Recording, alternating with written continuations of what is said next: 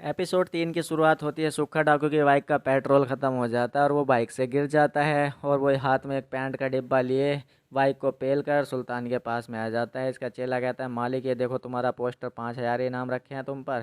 तब ये कहता है, जा एक जीरो बढ़ा दे। ये 5 लाख कर देता है। वो कहता है, जा यार एक जीरो और बढ़ा दो। ऐसे करते करते वो 5 करोड़ कर लेता है 5,000 का। अब वो कहता है, देख अब अच्छा लग रहा है, मेरे पे 5 करोड़ का इनाम हो गया। वो कहता है, मालिक ठीक कह रहे हो। इधर दीपू के माँ बाप सुरेश और उसकी बीवी आ जाते हैं सुक्खा डाकू को देखकर। सुक्खा डाकू कहता है कि तू अपने सुल्तान से रोज़ मीटिंग करवाता है भैंसों के साथ में और लाखों रुपए कमा रहा है। मुझे 50,000 रुपये एक हफ्ते में चाहिए, नहीं तो सुल्तान को मार दूंगा। तब ये कहता है, मालिक एक हफ्ते का टाइम क्यों दे रहे हो, थोड़ा ज़्यादा टाइम दो। इसका चेला कहता है, मालिक एक हफ्ते का ही टाइम दो और 1 लाख रुपए मांगो। वो कहता है, ठीक है 1 लाख रुपए देना एक हफ्ते में, नहीं तो सुल्तान को मार देंगे। ये खबर सुनकर इनकी डैं भूल जाती है और ये बेचारे दुखी हो जाते हैं। लेकिन तभी दीपू इनके पास में खुशखबरी लेकर आता है कि प्रधान जी ने मुझे तुम्हारे साथ में बुलाया है, शाम को चलना। वो कहता है, ठीक है चलेंगे। इधर सुक्खा डाकू अपनी सेटिंग को लेकर आता है। उसकी सेटिंग उसको कमरे में बंद कर देती है। वो कहता है कि तू कहाँ लेकर आई मेरे को। वो कहता है, जन्नत में। और दोनों फिर कांड कर देते हैं। दोनों खूब मज़े लेते हैं। इधर शाम हो जाती है। बेचारा दीपू अपने माँ बाप को बड़ी खुशी खुशी लेकर प्रधान जी के घर पर पहुंचता है। तो उसकी प्रधान जी बड़ी तारीफ़ करते हैं, लेकिन विन्नी उसको चिढ़ाती रहती है। इधर प्रधान जी कहते हैं कि बेटा मैंने तुम्हारी नौकरी लगवा दी है। ये हमारे दामाद जी हैं, इनका पेट्रोल पंप है और वहीं पर तुम्हें नौकरी करनी है। ये खबर सुनकर बेचारे दीपू के तो होश ही उड़ जाते हैं। और इधर इसकी बिन्नी की शादी हो जाती है।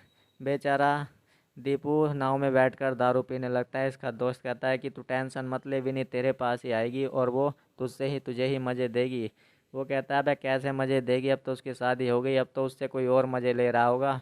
आज तो उसकी सुहागरात भी है। और इधर विन्नी की सुहागरात पर सीन शिफ्ट हो जाता है। इसका पति धीरे धीरे आगे बढ़ता है और इन दोनों के बीच में रोमांस शुरू हो जाता है। दोनों एक दूसरे से पूरे मज़े लेते हैं और एक दूसरे के साथ में कांड कर देते हैं।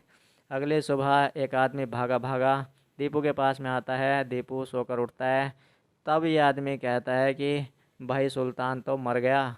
ये भागा भागा वहाँ से जाता है और देखता है कि सुल्तान मर चुका है। पूरा गांव इकट्ठा हो चुका है। प्रधान जी सुरेश को दिलासा दे रहे हैं कि बेटा शांत हो जा, लेकिन वो क्या करे, उसका तो एक ही कमाई का जरिया सुल्तान ही था। जैसे ही दीपू अपने बाप के पास आता है उसके साथ में रोने लगता है, लेकिन दीपू के बाप को हार्ट अटैक आ जाता है। इधर दीपू नाव पर बैठकर सोचने लगता है कि ये मैंने अच्छा नहीं किया, क्योंकि दीपू की सच्चाई सामने आती है। सुल्तान को दीपू ने ही मारा था।